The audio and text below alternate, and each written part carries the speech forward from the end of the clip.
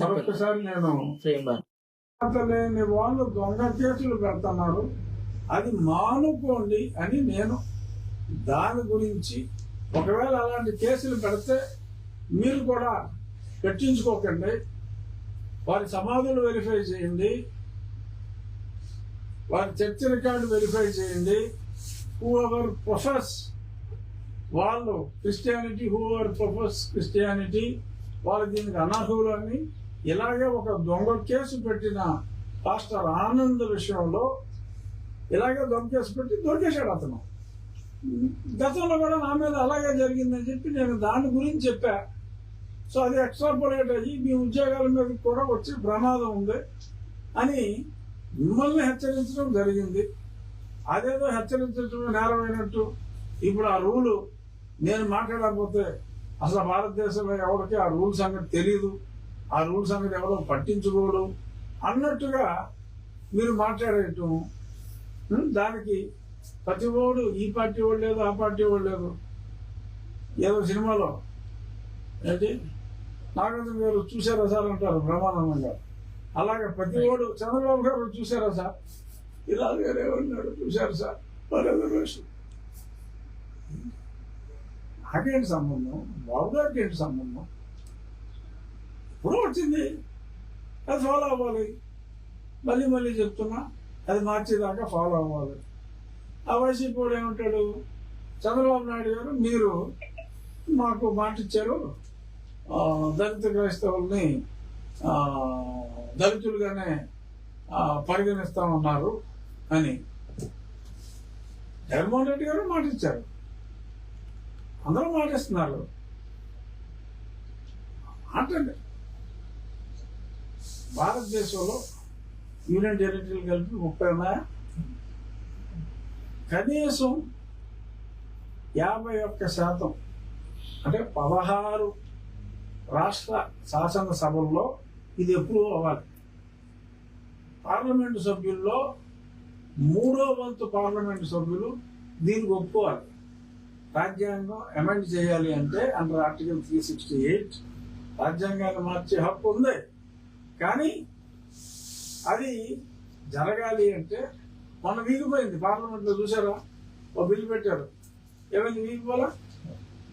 Majority లేక 2/3 majority ఉండాలి, ఉంటేనే అవుతుంది. అంచేత ఒక రాష్ట్రం ఎలక్షన్లో ఊకలేదు మేము చేసేస్తా ఉన్నంత మాత్రాన అది అయ్యేది కాదు. రాజ్యాంగంలో అది అలాగే ఉంటుంది. అలాగే ఉన్నప్పుడు ట్రిపుల్ మాట్లాడేడా లేదా అనేది అప్రస్తుతం. అది ఇంప్లిమెంట్ చేయవలసి వస్తుంది. మీరు ఇలాగే గిల్లి గజ్జాలు ఎట్టేసుకుని దేవాలయాలకు అడ్డాలడిపోయి మిమ్మల్ని పర్మిషన్ అడిగితే మమ్మల్ని తిట్టేసి ఈ రకంగా డ్రామాలు ఆడేసి ప్రతిదానికి అమ్మ కొత్తేదే అన్నట్టు ప్రతిదానికి చంద్రబాబు నాయుడు గారు అని చెప్పి నా మీద కంప్లైంట్ ఇచ్చి దీనివల్ల ఉపయోగం లేదు. మీరు దొంగ కేసులు పెడతాం మానేయండి, దొంగ ఎస్సీ అట్రాసిటీ కేసులు పెడతాం మానేయండి. అప్పుడు మీ జోలికి ఎవరో రారు. అంతే తప్ప నేను ఇలాగే పెట్టుకోవాలి, నేను దొంగ కేసులు పెట్టుకునే హక్కు మాకు ఉండాలి, మాకు పోలీసులు ఇచ్చే అదే పోలీసులతో పంచుకునే సరే అఫీషియల్గా పంచుకోరు కాబట్టి మేము కంప్లైంట్ ఇస్తే మాకు డబ్బులు వచ్చే హక్కుని మీరు కాళ్ళ రాయడానికి వీల్లేదు అనే విధంగా మీరు మాట్లాడటం సమంజసం కాదు. మళ్ళీ చెప్తున్నా, సరే అక్కడ వైసీపీ వాళ్ళు డిమాండ్ చేశారు, అది మరీ టూ మచ్. ఏ పార్టీ వాళ్ళు డిమాండ్ చేసినప్పటికీ కూడా నేను చాలా స్పష్టంగా చెప్తున్నా, నేను రాజ్యాంగబద్ధ పదవిలో ఉన్నాను. నేను ఈ పదవిలో ఉన్నంత కాలం రాజ్యాంగాన్ని పరిరక్షించవలసిన బాధ్యత నా మీద స్పష్టంగా ఉంది అని మరొక్కసారి బాబులు మీకు తెలియజేస్తున్నా. మీరు ఎన్ని ఉడతూ లోపునా ఏం కాదు, సరే తర్వాత నిన్న రిపోర్ట్ వేసుకుని ఢిల్లీ వెళ్ళిపోయి స్టేషన్ మాట్లాడాడు. మాట్లాడి బాప్టిజం సర్టిఫికెట్ తీసుకుంటేనే క్రైస్తవులు అవుతారు అని. రైతులకు ఎవరు చెప్పారు నాకు తెలియదు. మొన్న సుప్రీంకోర్టు ఆర్డర్లో, అంతకుముందు ఎప్పుడో ఏదో తాలూకా కోర్టులో, జిల్లా కోర్టులో ఎవరో మాట్లాడారు, లేకపోతే ఏదో హైకోర్టులో ఎవరో ఏదో మాట్లాడారు అన్నట్టు మాట్లాడుతున్నారు. సింపుల్ కామన్ సెన్స్ ఏంటంటే, ఒకసారి సుప్రీంకోర్టు ఒక తీర్పు ఇచ్చిన తర్వాత గతంలో ఇచ్చిన హైకోర్టు సింగిల్ జడ్జి తీర్పులు, ఇంకేదన్నా జిల్లా కోర్టు తీర్పులు లాంటివి ఉంటే ఏమీ పరిగణలోకి తీసుకోబడవు. సుప్రీంకోర్టు తాజాగా ఈ పాస్టర్ ఆనంద్ విషయంలో చెప్పినప్పుడు రాజ్యాంగంలో ఏదైతే ఉందో దాన్నే ఆర్డర్లో రిపీట్ చేశారు. హూ ఎవర్ ప్రొఫెస్ క్రిస్టియానిటీ, ఎవరైతే దాన్ని అనుసరిస్తారో వారు ఈ బెనిఫిట్స్ అన్నీ పోతాయి అని స్పష్టంగా చెప్పిన తర్వాత అతను అంటాడు, అంటే అతను ప్రజలను మాయ చేస్తాడు. మీరు క్రిస్టియన్ అవ్వండి, ఏం పర్వాలేదు, సర్టిఫికేట్ తీసుకోలేదు, మీరు సర్టిఫికేట్ తీసుకోనంతసేపు మీరు క్రిస్టియన్ కాదు. ఒకవేళ ఓకే నా సర్టిఫికేట్ నేను వెనక్కి ఇచ్చేస్తున్నాను, ఒకవేళ ఆల్రెడీ సర్టిఫికేట్ తీసుకున్నట్టు దొరికేస్తే సర్టిఫికేట్ వెనక్కి ఇచ్చేస్తున్నాను, నేను హిందూ అయిపోయాను అని చెప్తే మళ్ళీ మనం హిందూ అయిపోయినట్టే అని చెప్పాడు. ఇది నేను ఇంతకుముందే చెప్పాను. అరే మీకు గర్భాపసి అనే ఒక సిస్టమ్ ఉంది, మీరు అందులోంచి బయటకు వచ్చి మీరు పూర్తిగా చర్చలకి వెళ్తాం మానేసి గుళ్ళకి వెళ్తారా వెళ్ళరా అనేది వేరే విషయం. మీరు ఆ మతాన్ని అనుసరించడం పూర్తిగా మానేసి ఎవరైతే మీ తోటి వారు ఉన్నారో వారందరికీ మీరు మారినట్టుగా ప్రూవ్ చేయగలిగితే yes then certificate can be issued, you will be considered that you are back into Hinduism అని కొన్ని రూల్స్ ఉన్నాయి. మీరు కావాలంటే వెనక్కి వచ్చేయండి అని కూడా నేను చెప్పడం జరిగింది. మరి అది ఎందుకు అన్నాడో అతను ఆ విషయం కూడా శ్రావణ్ కుమారుడు మాట్లాడటం జరిగింది. సో ఆ తర్వాత సరే ఆయన ఏదో సుప్రీంకోర్టు దీని మీద వెళ్ళినట్టున్నాడు, అందుకని అక్కడ ఏదో గొప్ప విజయం సాధించేసామని చెప్పి కొన్ని చిల్లర ఛానల్ గారు సంఖ్యలు గుర్తేసుకున్నారు. సరే చూద్దాం. నిన్న దాని గురించి చెప్పాను కదా. ఈరోజు ఇప్పుడే కొద్దిసేపటి క్రితం మనం ఫైల్ చేసాం. ఆడికిలాగా దొంగ దెబ్బలు నాకు అలవాట్లేదు. మనకు కనీసం నోటీస్ ఇవ్వకుండా ఆడికి వెళ్ళిపోయి వేసేసుకుని పచ్చబద్దాలు చెప్పి ఇక్కడ పెండింగ్లో ఉన్నాయి, పెండింగ్లో లేనట్టుగా అఫిడవిట్లు ఇచ్చి చేశారు. మనం వేసాం పిటిషన్, 2 పిటిషన్లు వేసాం. ఒకటి ఉన్న పాయింట్లు, రెండవది అతను పెర్జురీ అంటే కోర్టుని తను మోసగించాడు. సో ఎలా మోసగించాడు? ఇక్కడ కంటెంప్ట్ పిటిషన్ పెండింగ్లో ఉంది. ఆ పెండింగ్లో ఉన్న పిటిషన్ గురించి అతను ఈ మ్యాటర్ మీద ఆ పర్టికులర్ ఉన్నమట్ల జయంతి ఎటువంటి కేసు వేసి ఉండలేదు అని చెప్పి అక్కడ అబద్ధం అర్థం జరిగింది. ఇవన్నీ కూడా నేను చెప్పకల్లా ఆలులాగా దొంగదం వేయచ్చు, కానీ అలవాట్లేదు గడ్డాలంటే. సో క్లియర్గా ఒక పెర్జరీ పిటిషన్ ఇది వేయడం జరిగింది.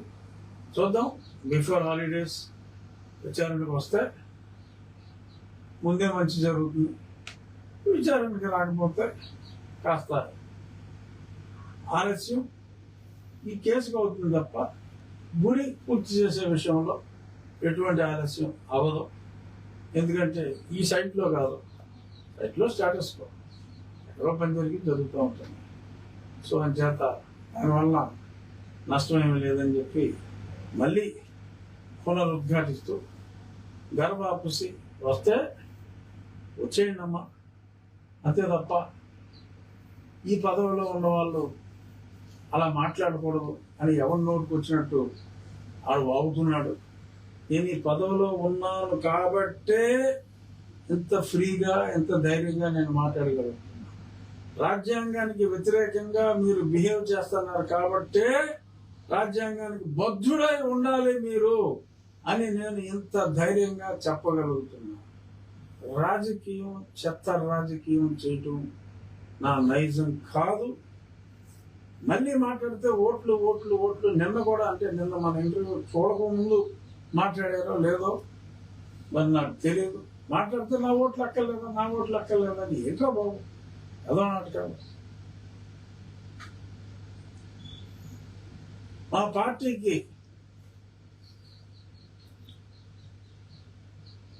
మీకు మాట ఇచ్చిన మా పార్టీకి మీ ఓట్లు అవసరం. నాకు 80% మంది ప్రజలు మద్దతు ఉన్నారు. నాకు నీ ఓట్లు అక్కలా. నిన్న చెప్పా మళ్ళీ చెప్తున్నా, మా పార్టీకి అవసరం.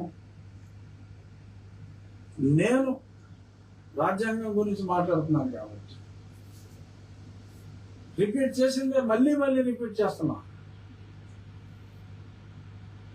మద్దతు ఇస్తా ఉన్నారు రాజ్యాంగాన్ని మార్చడానికి. మా పార్టీ అయినా, యువజన శ్రామిక రైతు కాంగ్రెస్ పార్టీ అయినా, 70 ఓట్లు వచ్చినోడు పార్టీ అయినా, 100 ఓట్లు వచ్చినోడు పార్టీ అయినా వాళ్ళు మద్దతు ఇచ్చారు కదా. అది 70 కోట్లు ఎందుకు ఇచ్చారు వీళ్ళు తెలియగలుగుతాను. సరే వదిలేయండి బాబు. 70 ఓట్ల గురించి అన్నిసార్లు మనం మాట్లాడితే బాగోదు, ఫీల్ అవుతాడు. సరే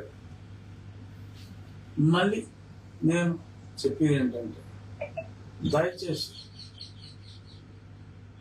నేను ఒక రాజ్యాంగబద్ధ పదవిలో ఉన్నా. ఈ పదవిలో ఉన్నంతకాలం నేను రాజకీయాలకి దూరంగా ఉన్నట్టు లెక్క. అందుచేత మీరు ఏమంటే కొంచెం చూడండి అని అలిగిరికి చెప్పడాలు వేస్ట్, ఉపయోగం లేదు. రాజ్యాంగబద్ధుని నేను, అందులో ఉన్నది ఉన్నట్టు ఫాలో అవ్వాలని చెప్తాను. మార్చుకోవడానికి మీరు చేసే ప్రయత్నాలు సఫలం కావాలి అని ఒక సాటి వ్యక్తిగా నేను కూడా కోరుకుంటాను. కానీ అదంత ఈజీగా అయ్యేది కాదు అని చెప్పాల్సిన బాధ్యత కూడా నా మీద ఉంది. కాబట్టి మీరు అమలాపురం రోడ్ల మీద, రాజోడ్ రోడ్ల మీద రచ్చ చేస్తే ఉపయోగం లేదమ్మా. ఢిల్లీ వెళ్ళండి, చండీగఢ్ వెళ్ళండి, అమృత్సర్ వెళ్ళండి, భోపాల్ వెళ్ళండి, జైపూర్ వెళ్ళండి, మెడ్రాస్ వెళ్ళండి, కొచ్చిన్ వెళ్ళండి, అన్ని చోట్ల తిరగండి. ఒక ఊర్లో తిరిగితే ఇది అయ్యి పని కాదమ్మా. అంచేత విజయప్రసాద్ ఈ బ్యాచ్ అందరూ మీరు వెళ్ళి, ఈ 4 ఉన్నారు కదా రెడీగా తిరగడానికి. ఇక్కడ భీమవరంలో కూడా ఏదో పెట్టుకుంటారంట మీటింగ్లో, సేమ్ ఇదే. దళిత క్రైస్తవులు 4 కుమారులు వస్తారట, నీళ్ళు కోట్లు వేసుకుని వాళ్ళు ఏదో మాట్లాడుకుంటారట. బాబు రండి అని చెప్పి కూడా చెప్పుకుంటారు. ఎన్ని మాట్లాడకుండా, ఏ ఊళ్ళో మాట్లాడకుండా. ఇక్కడ కాదమ్మా, అన్ని రాష్ట్రాలే అవ్వండి, మాట్లాడుకోండి, సమాయత్తపరచండి. ఏదో 5 ఏళ్ళకో 10 ఏళ్ళకో అవ్వచ్చు, బట్ అప్పుడు దాకా ఫాలో కండి. ఇక ఈరోజు ముగించే ముందు ఒక అంశం చెప్పి ముగిస్తా. ఇంకా ఆ పాస్ట్ ఆనంద్ ఇష్యూ అది ఇవాళ ఏదో చెప్తా అన్నారు, చెప్పారా? ఇంకా రాలేదా? జాయింట్ కలెక్టర్ గారు అయితే చెప్పారట. నేను గతంలో ఒకసారి చెప్పా, ఇప్పుడు 15 రోజుల క్రితం ఇష్యూ. ఒకసారి సుప్రీంకోర్టు చెప్పేసిన తర్వాత జాయింట్ కలెక్టర్ లేకపోతే కలెక్టర్ ఇక్కడ చెప్పడానికి ఏమీ లేదు. అది అక్కడికి వెళ్ళినప్పుడు మ్యాటర్. మనం కూడా ఇదివరకు ఇక్కడ జోసెఫ్ క్యాన్సిల్ చేశాం. జాయింట్ కలెక్టర్ గారు చూశారు, తర్వాత కలెక్టర్ గారి దగ్గరికి వెళ్ళింది, ఆ చర్చ్ వెరిఫై చేశారు, సమాధులు వెరిఫై చేశారు, అన్నీ వెరిఫై చేశారు, అతనికి మాట్లాడే అవకాశం ఇచ్చారు, తీసేశారు. అక్కడ కోర్టు కూడా లేవు. కానీ సుప్రీంకోర్టు అన్నీ వెరిఫై చేసి అతను పేరే పాస్టర్ ఆనంద్ అని చెప్పి అతను చెప్పిన తర్వాత ఓవర్ ప్రొఫెస్కే లేదు అసలు. నువ్వు యువర్ ప్రీచింగ్ దీనికన్నా మరి 10 times ఎక్కువ. నువ్వు చర్చిలో నువ్వు పాస్టర్ అని నువ్వే చెప్పి ఇంకా మళ్ళీ ఈ సోదంతా ఏంటో బాబు అని చెప్పి అది కొట్టేయడం జరిగింది. అది కొట్టేసిన తర్వాత మళ్ళీ జేసీ గారు సోది, కలెక్టర్ గారు సోది, ఇదంతా non sense according to me. నాకు రూల్ తెలుసు, అన్నీ తెలుసు. I'm not ఎలిటరేట్. సో మరి దీన్ని ఎందుకు ఇలా కాలయాపన చేస్తున్నారు, ఎవరిని సర్ది చెప్పుకుంటారు అనేది నాకు తెలియదు. కానీ అతను చాలా గంభీరంగా నిన్న ఎవరి పేపర్లో చూశాను. నేను అడిగితే నేను పుట్టుకతో జరుగుతుంది, నా విశ్వాసం తర్వాత నేను పుట్టాక మారింది. కానీ పుట్టాక మారుతున్నాను, పుట్టక ముందే మారిపోద్ది. నేను పుట్టాక మారింది అంచేత నా సర్టిఫికేట్ రద్దు చేయడానికి వీలు అని చాలా గంభీరంగా అతను చెప్పడం జరిగింది. సో ఏదేం చెప్పినా ఖచ్చితంగా మరి ఈ పాటికే రావాలి. ఎవరు కాకపోతే రేపైనా వాళ్ళు ఇల్లు ఊపే పొడతో పుడికి అదే అవ్వదు ఖచ్చితంగా. లేదంటే అది కంటెంప్ట్ అవుతుంది. ఇవాళ కాకపోతే రేపు ఖచ్చితంగా రేపు సాయంత్రంలోపు ఆ పాస్టర్ ఆనంద్ సర్టిఫికేట్ రద్దు అవుతుంది. అప్పుడు ఈ బ్యాచ్ అందరూ మరి ఏ రకంగా ఓలబో దిగోమంటారా, లేకపోతే క్యాల్కులేట్ చేసుకుంటారా? మరి దానికి కూడా రఘురామకృష్ణరాజు డౌన్ బాబు గారు రఘురామకృష్ణరాజు మీరు చర్యలు తీసుకోవాలంటారా అనుకోండి. కానీ నేను చెప్తున్నా, సుప్రీంకోర్టులో మేము నెగ్గటం మెరిట్స్ మీద న్యాయం ఇటు ఉంది కాబట్టి అతను కోర్టును తప్పుదో పట్టించాడు కాబట్టి నిజాలు త్వరలో బయటికి రావడం తథ్యం. పాస్టర్ ఆనంద్ సర్టిఫికెట్ రద్దు అవటం తథ్యం అన్నది మరొక్కసారి నొక్కి ఒక్కానిస్తూ మంచి పాస్టర్ని కోల్పోయిన విషాదంలో ఉన్న వారికి ఒక శుభార్త ఏమిటంటే, చలనచిత్ర పరిశ్రమకి మంచి నటుడు వచ్చాడు, హీరోలు అందరూ చాలా టైట్గా ఉన్నారు. సో అధ్యాత ఓ మంచి నటుడు వచ్చాడు. ఓకే, ఇంకా ప్రశ్నలు ఉన్నారా?